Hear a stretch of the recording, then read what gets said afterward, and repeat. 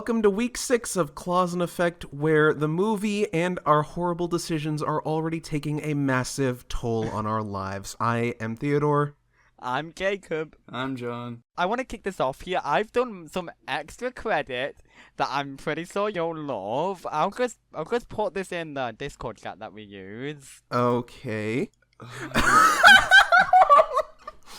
Well, that is extra credit, all right. Yes, I made a respect thread for Jack Frost. He certainly did. Please put this link in the description of this week's episode because holy crap, this is great. Absolutely. There's only 12 things worth noting about Jack Frost. I'll have to read this afterwards. It's fucking so, it's tiny. There's nothing good about it. I can see that you put a lot of effort into this, don't worry. I respect your efforts. I had to capture gifs in the middle of the movie. Great. So, I just want to have a brief personal anecdote here and say that I'm starting to grow very numb to this movie. For the first half hour of my watch this week, I just sort of looked at the screen and stared at everything with just this feeling of dread and meaninglessness, more or less. I did that last week, but I couldn't do it this week because I needed to pay extra attention to Jack Frost this week, as you know now by now. Right. One thing I did do, though, as a result of this, was I started paying a bit more attention to the backgrounds, just trying to get my eyes as away as possible from the main actors and the main scene. One thing I did notice, and this is actually my shining light, I'm just going to blow it out early right now, behind Scott's desk in his office, on the shelf, there's this little, stuffed plush of a puppy, and I just thought it was very cute. Huh. I'd keep an eye out for it. If we're going to be doing our shining lights early, I might as well say mine right away. Feel free. When Jack Frost is hit by the candy cane in the bad future, he just has this fucking velociraptor pose and scream, and that makes me laugh. It's not even a very hard hit, so he's quite overreacting. Well, Yeah, they played the stock sound effect for that guy got hit in the stomach, so you know that he got hit in the stomach. It's true. Yeah, so John, do you want to get yours out of the bag? Because... Yeah, sure. Since we're jumping every gun today. My shining light was the credits. Oh, did you actually, watch the outtakes? Yeah, I watched the outtakes, and it wasn't like the outtakes themselves were entertaining in any way, but it was more so the idea that Tim Allen and his co-stars genuinely feel like they're having fun. Really? Like, if you watch Martin Short and Tim Allen when they're doing the scream while holding the snow globe scene, it's a shame that they sped it up in the actual movie. Huh. Huh. There were two things I tried to count this time around that I just couldn't. One, because one was a very stupid idea and we should never do it ever. And the other I would like to propose as homework for someone for next watch. Okay, go ahead. The first of which, the bad idea, was trying to count the elves in the opening scene. Oh, yeah. Count the number of elves during the opening labor sequence, right? Yeah, let's Great. never, ever try that again. That was a mistake and also a very bad idea. Did you actually try? Yes. Oh, good. I'm so glad. What's your other suggestion? My other suggestion is count all the stock scare chords, because I think they use one or two scary dramatic chord tension pieces of music. Sting, the word you're looking for is scare sting, that's the word I was looking for. Like when Jack Frost enters the Hall of Snow Globes and just looks very ominously at Santa's, right? Do we count the one that Jack Frost does himself? Yes. Probably. Okay.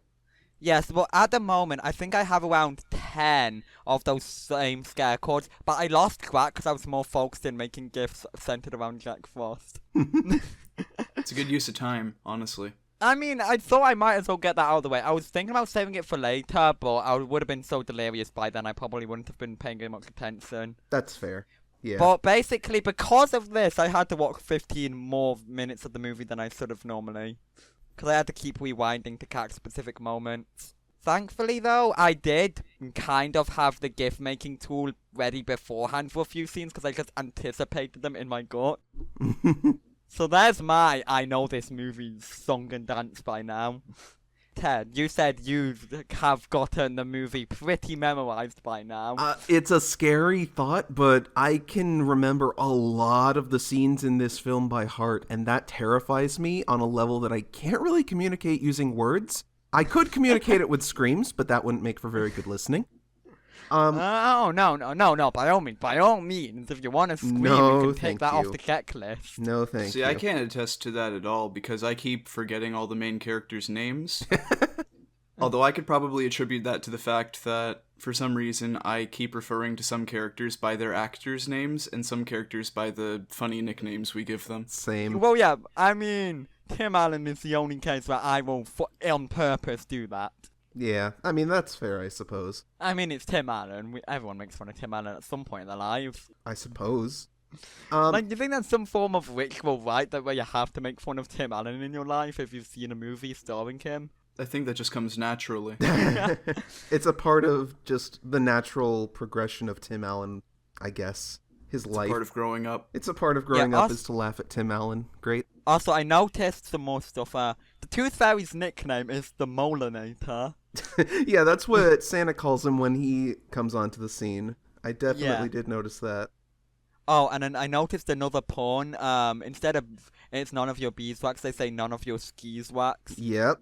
Curtis says that during the scene where he completely blabs what the escape clause is to Jack Frost. Yeah. I've got like so few notes this time on. There's like nothing else to write. At the start of the challenge, we took several bets, and one of those bets was, who do you think is going to memorize North Pole first? Right. Yeah, have you won that now? Yeah, actually. I was singing along to North Pole. Same. So was I. I've been singing along to it for like the past 3 watches. I was singing along to it while making eggs this morning. I was singing along to it while watching the movie. I hum it in my head when I'm at work. I've got that fucking song stuck in my head for weeks, and it's just like, I'm going to just like, I'm just permanently in the Christmas spirit now because of that fucking song. Not the same song, but I have actually had the little shitty song from the entrance to Jack Frost's North Pole stuck in my head. Oh, I yeah, don't that know one. why, but also just the fucking Santa balloon tube things from Jack Frost's North Pole are very good, and I don't know Yeah. that I ever really gave them the credit for just existing, because, Yeah, I mean, I love those they're the wacky inflatable worst. tube men Santas. Wacky inflatable tube Santas. it's great. Wacky, wavy, inflatable arm, flailing tube Santa. So I have a little pet theory that I came up with during this watch that I kind of tried to justify with just observing this character's actions and mannerisms. Yeah. I would like to propose a theory. Okay. Curtis is a human pretending to be an elf. Of course. Here are the 2 major things that have me thinking this. His behavior and mannerisms are so completely, vastly different from every single other elf in the movie that it is astonishing. He has so much of an ego to himself that it's just insane. Are you sure he's not just going through puberty? Here's the thing. I think he might actually be. This is the thing. The impression that I get is that he is past the point of puberty where they would have put him down if he were an elf. And I don't know. I feel like there's some sort of thing going on where the people who are in charge of that whole thing know that he's a human and either are working with him or just haven't called him out on it yet. They either that or they just don't give a shit. Like they're like, oh, it's fine. He'll get himself killed eventually. Maybe he's hiding the fact that he's going through puberty by pretending to be a sniveling child. That is also fair. The mannerisms he displays are definitely, actually, I don't know. They're pretty teenage manners, I would say. Yeah, but it does. He's seem like very active with his hand motions. Yeah. it's almost like he's trying to instinctively say, like, I'm still a kid, right? I didn't think it was possible for a child actor to overact, but he did it. It's true. I mean, Curtis's actor, well, Curtis himself is a little shit by now. We can all agree on that. Oh, absolutely. Again, he's the cause of all this movie's problems and conflicts. Cupid. Okay, that wouldn't have gone anywhere if Curtis didn't blab. Oh yeah, true. At the same time, Cupid is just like it goes blurred out about the escape clause. Like, Well, that's what got Jack Frost curious in the first place. I guess, but to be fair, it's not so. The impression that we get from that scene is that it is not like a secret that the escape clause is a thing, because as Yeah. Father Time mentions, that it's probably been brought up before in other council meetings. So So yeah, it's probably just the details of how it works that aren't public knowledge, you know? Yeah. Yes. So basically, it's fuck you, Curtis, for being a little shit. Yeah. But still, why would Cupid even bring it up? It seems like he went out of his way to mention the escape clause. Maybe he's just the kind of guy that can't keep his mouth shut when he has something on mind. We don't So know. basically, like us with this fucking movie. I had a scary thought when I was observing a lot of Jack Frost's sabotage scenes. Uh-huh. Jack Frost has the power of suggestion, because there is, despite the fact that Coco is very obviously crack to these elf people, there's no way that he could just, like, tell them that there's Coco there and they would instantly believe him. I'm starting to feel like that's just impossible. He rigged the dice and he keeps rolling nat 20s with his rigged dice. No, he just has a high charisma mod. Okay, but you see what I'm saying, though, that he has an Yeah. unnatural amount of charm to him against these elves, and it just... To be fair, though, like, even as outside viewers, there's something kind of fantastic about the way Jack Frost line delivery. It's true. I mean, Jack Frost is a well-acted character, I will say that. Martin Short does a Yeah. fantastic job. Yeah, Martin Short is great. His role as the Satan stand-in for this movie really shines through in the fact that he is very gifted in the art of deception. Mm-hmm. It's true. Despite all odds suggesting that they should not believe anything that he says. It's true. Yep. Now, another thought that I had, which terrifies me possibly even more. I think Neil might actually be one of the more powerful beings in this universe. Excuse me? Let me explain. Is it the psychology shit? We've established that Santa is a very, very powerful warlock, for lack of a better term, right? We've established that he has many powers. Time magic, again, the power of suggestion against these elves and such, and so many other things that going on for him under the hood that just... Santa is a very powerful figure. Yeah. However, Neil is able to manipulate Santa.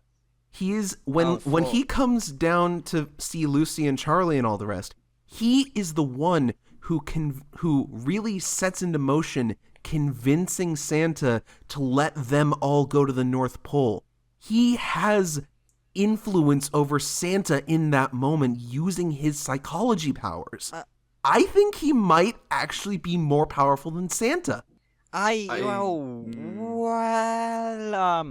on. I think it might have been Lucy making the puppy dog eyes at him that really swung him over, because Santa Claus seems particularly weak to the will of children. So wait, are you then saying that Lucy is actually the most powerful person in this film? I'm just saying that it's a weakness triangle of some sort. Oh, I see. Neil beat Santa. No. Lucy can turn Satan into Mr. Bean. If that's not fucking powerful, I don't know what is. That's just the warmth of a child's hug. She can turn Satan into Mr. Bean. I mean... Yeah, I guess that's true. Yeah. I have You nothing to can't say to argue that. with that. It's true. Like, You silenced us with one sentence. She can turn Satan into Mr. Bean. Lucy as a character, does she... I don't think she ever shows up in the first movie, does she? I don't... No, she would be too young. Right. No, she does not exist as of the first movie, which means that probably she came into existence at some time, either during or before the second movie. Okay, She interesting. does not exist as a human being in the first movie because time exists. I had a question that I asked myself and wondered if it was possible. We know in the final scene how Lucy hugs Jack Frost and makes him a good person, apparently. Some bullshit like that. Yeah. There are also hints in this movie that Carol, in the second movie, was not a very good person, not a very nice person, based on the way Laura talks about her in The Bad Future, right? Mm-hmm. Maybe this is not the first time Lucy's hugs have been used to change a person into a good human being? Is that a magic that she has?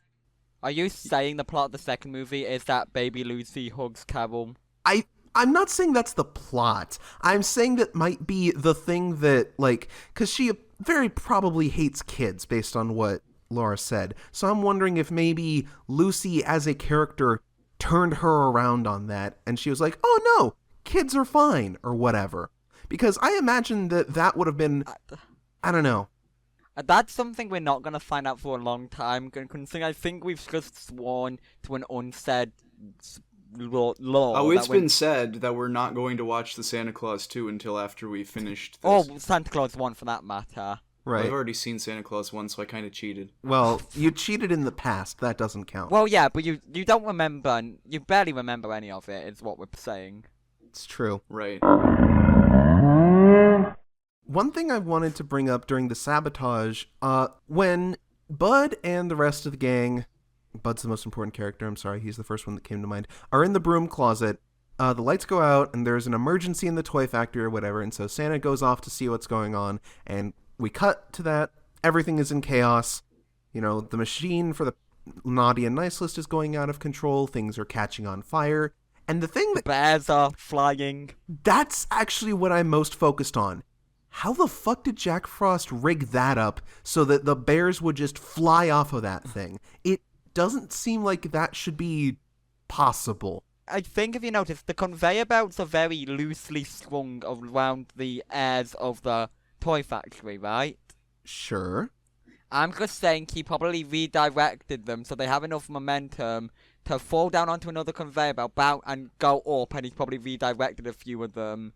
Or some shit. And I don't know how he did it. They're on like a clothesline, though, of sorts, aren't they? Yeah, they're on hooks. Yeah. I think it's just the momentum. He probably sped up the conveyor belts enough that the bears weren't able to make the turn.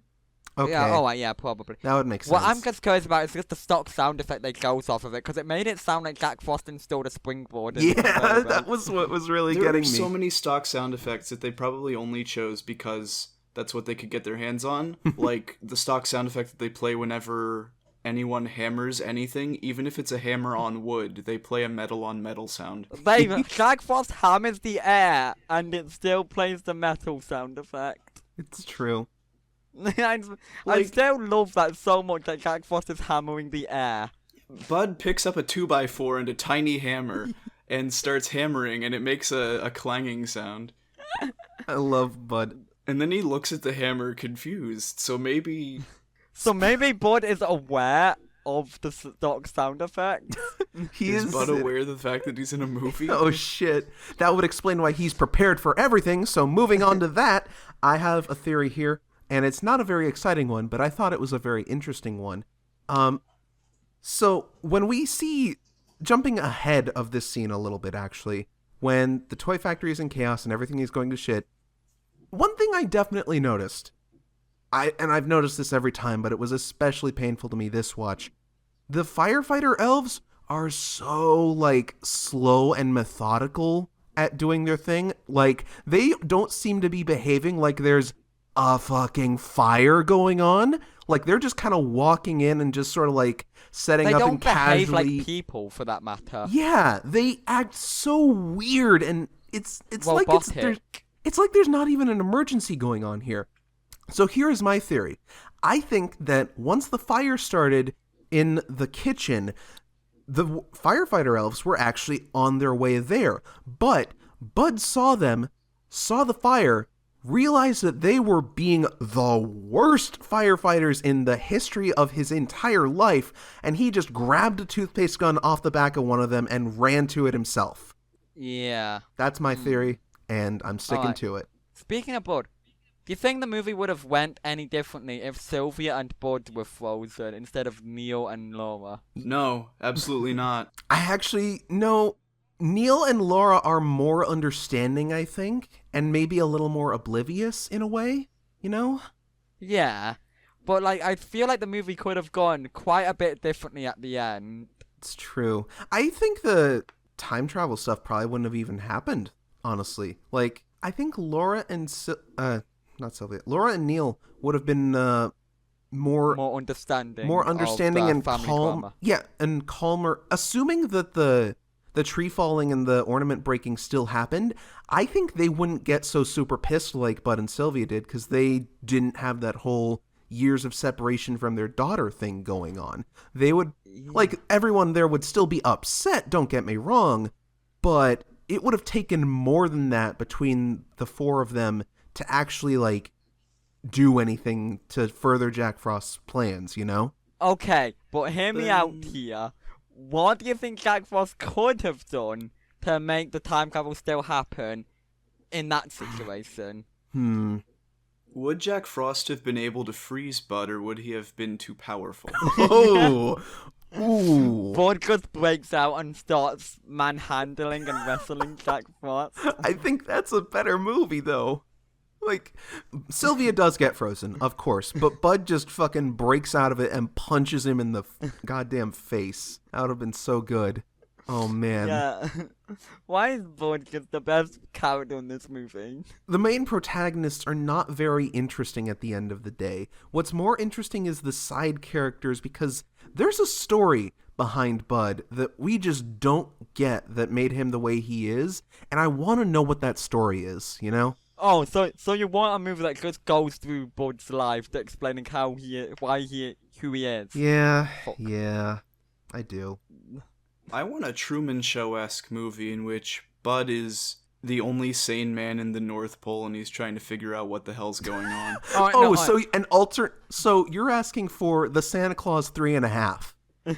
Basically, I'm asking for the Santa Claus 3, but with Bud's perspective, where he doesn't know that Scott Calvin is Santa Claus, and he doesn't realize anything's wrong, but something tips him off to the fact that maybe things aren't as they seem.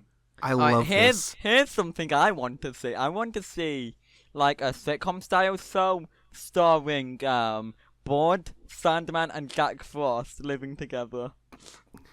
like pre-Redemption Jack Frost, because Redemption Jack Frost is stinky and bad and doesn't deserve anything. Fair enough. Yeah, but I just imagine that would be so good. The characters are so one note, though, that'd get tiresome.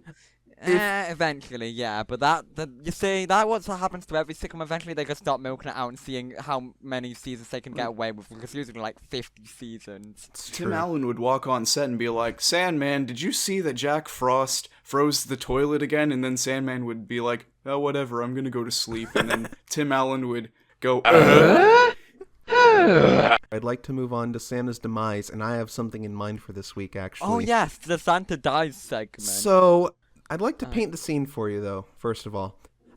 It's off season for Santa. It's like, let's say, April, May, like a spring month. And Santa gets a call from an old associate back when he was, in the world of humans. And he wants to ask for a favor. And, Santa obviously asks what this is all about. Oh, it's like, oh, well, I'm filming something and I need some extras to help with this. And I figured, hey, I owe you for something that happened. And this could be a good thing for you. It's like, and Santa, obviously he's a little kind of on this at first because of his whole deal of being Santa and all that. But he's like, oh yeah, there'll be all these costumes and stuff. No one will be able to recognize you anyway. So he's like, yeah, okay, I'll do that. And so he goes down, and what's happening is that he's actually an extra in the filming for a trailer for a movie. And so his friend is like, yeah, just get into this costume, stand up there. We'll have the directors, tell you everything what to do.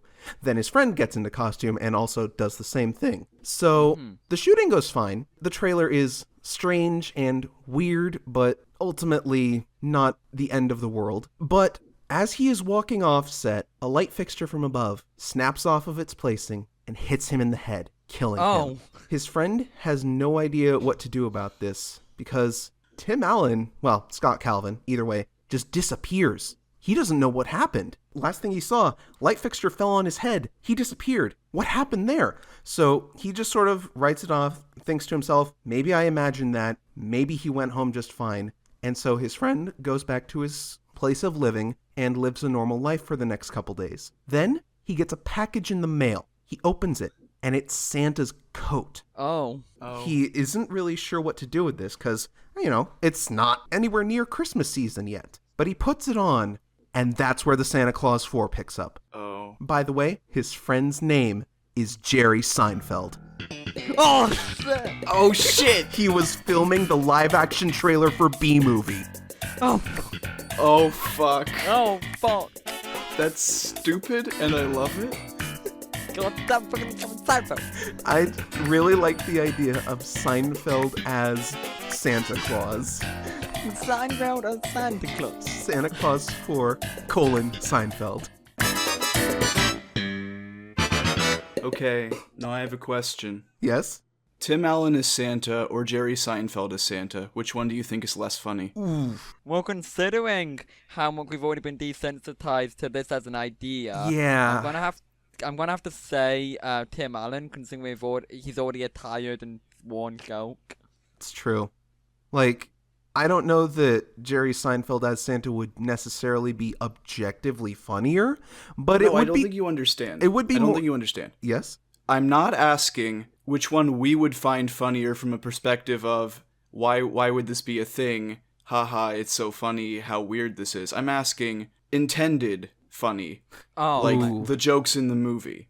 I still would say Tim Allen would be less funny because I feel like Seinfeld's got a weird backlog of roles that he's been cast in that you could make slight side nods to. Because I heard that there is a Buzz Lightyear joke in Santa Claus 2 because Tim Allen. But I feel like if you could make an aside B-movie joke in a Santa Claus starring Jerry Seinfeld, I think that would be pretty intendedly funny. I think there's also potential in Santa Claus 4, Seinfeld, that we would have a lot of new side characters introduced from, Jerry Seinfeld's other live-action works, which I think there's potential there. Yeah, and I mean, Bud gets involved and is just confused why Tim Allen isn't Santa anymore. No! Oh, that would be awful! Holy shit! I'm just thinking now. And Bud would just get dejected that he's no longer father-in-law of Christmas. Oh, he doesn't care that Tim Allen died. He's just sad that he's not father-in-law Christmas anymore. Yeah, pretty much. Okay, I'm so glad. Great. But then he's like, hey, I know you. You're that Seinfeld guy from TV. Yeah. I love that show. Yeah, okay, fair enough. I'm just thinking that Carol would be extremely sad in this situation. Like, that'd be bad. Yeah, but we get Jerry Seinfeld. Yeah, to be fair, she would be sad no matter what happened for Tim Allen's death. I had another suggestion for the potential death of Tim Allen, but I completely forgot because the shock of the reveal of Seinfeld knocked it out of me. If you remember it next time, Same. please bring it up then. The thing with this was the previous idea, but like workplace segment, Santa just falls in like the machinery of like the conveyor belts and the cogs and just gets all mangled and gross. Ugh, that's It's a bit of a step down from freezes to death after global nuclear war, but I gotta say I like that idea a lot better. No. Last time it was dementia. You come up with a lot of ways for Tim Allen to die, and I feel like you have a problem. We all have problems. This is bloody week 6 of us watching the Santa Claus 3 every week for a Canada year. Guess what? We have 46 more to go. Every time I think about the number decreasing, I get a little happier. That's fair. Hey, Yeah, it's not that is 47. Going back to a thing I brought up a long time ago, and I think slightly before it started, I was just making jokes of course Tim Allen rising with vengeance. How would that play out? You're asking how would a Santa Claus hack and slash work starring Scott Calvin as... Yes. Okay. It wouldn't. Actually, no. No, I'm going to take that back.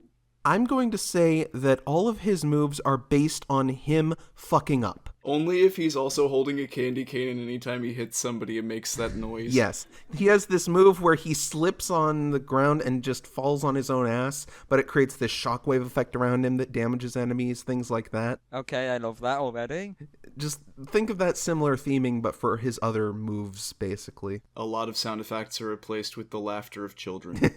Yes. He would definitely have a move where he could summon an army of elves. That much is obvious. But that would probably be his super. Actually, that would be a pretty fun game Yeah. to play as a character where all of his kills are him fucking up and somebody dying, and then a laugh track playing.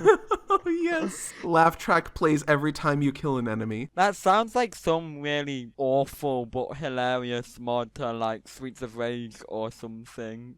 Man. I would like to discuss this idea at length, but unfortunately that's not the theme of this podcast. It's true. Can we get a Tim Allen Santa Claus amiibo, please? Why? I don't know. I guess. What would it do? I think we would just replace Wario. It'd be one of those kinds of mods. You just replace Wario Yeah. with Tim Allen. I remember a mod that replaced Wario with Mr. Krabs. Great. But why Wario? Because he's big. I don't know. But, Maybe like, Bowser. Moveset wise, Tim Allen is Okay. in no way similar to Wario. Okay. I mean, no, alright, no. Instead of a fart attack, it can be the toothpaste being put on his ass. If we're talking movesets for a hypothetical Scott Calvin in Smash Brothers thing, we would need to design something completely new. Nothing that we have in the games currently works for No, him. no. No, Alright, hold no, on. because the fart, like I said, could be, the down B could be toothpaste being applied to Tim Allen's ass. I have a new answer that will shut all of you up. Mono swap with Bayonetta. Yes, you got me. Sure, yeah, sure. I'm let's go with- sold. I'm sold. Can we replace his Final Smash with a copy of Captain Falcon's Final Smash, only instead he's riding in his chimney?